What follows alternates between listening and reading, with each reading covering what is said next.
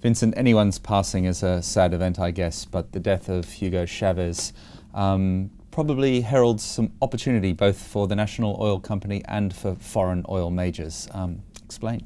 I think it must, really. I mean, one of the things that was the hallmark of the Chavez reign in Venezuela for the last 15 years was the extent to which he used PDVSA, the national oil company of Venezuela, as an instrument of social policy.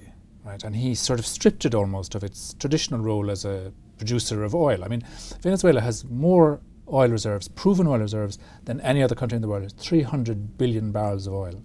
PDVSA is sitting on, vast wealth into the future, and yet it's unable to extract it because it has been ransacked over the last 15 years, and lots of its top managers have left.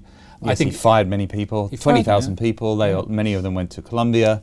And saved by the oil price, if nothing else, over that period. Absolutely. That's what made the Bolivarian Revolution that Chavez had, I think, possible over the last 15 years, was that oil went from $10 a barrel to $115 a barrel in the 15 years that he was on top. Because production actually fell, right? Exactly. PDVSA's production fell. I mean, it's probably 10% lower now, or maybe 12% lower now than it was 10 years ago. So it's a company that's really struggling operationally, and it has been.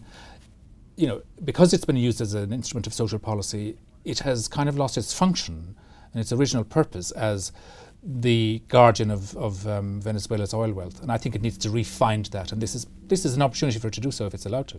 And which of the big international oil majors will be best positioned to benefit from any closer ties or cooperation? I think the ones that are there already. I mean, the interesting thing about Venezuela and PDVSA is that it looks like Pemex of Mexico, but in fact it's quite different. Pemex of Mexico is completely hidebound by the Constitution, so you can't work with it if you're a foreign partner. That's not the case in Venezuela. There are lots of IOCs, international oil companies in Venezuela, Repsol, Chevron, Total, Eni. I think they're the ones that are really set to benefit most if there is, a more loose and accommodative Venezuelan energy policy, which I really think there needs to be if it's going to get back to where it was and to sort of, to realise its position as the world's biggest, as having the world's biggest oil reserves. I mean, Venezuela could be a much bigger producer than it is, but PDVSA needs help. The country needs capital. The IOCs are there, and they're very keen to invest, as indeed are the Chinese and the Russians. They're also quite big players now in Venezuela. Lots of sources of capital, but the industry needs to be restructured to exploit that, and that's, I think, what the government should be doing. So some opportunity then for the big international oil companies. Thank you very much for that update.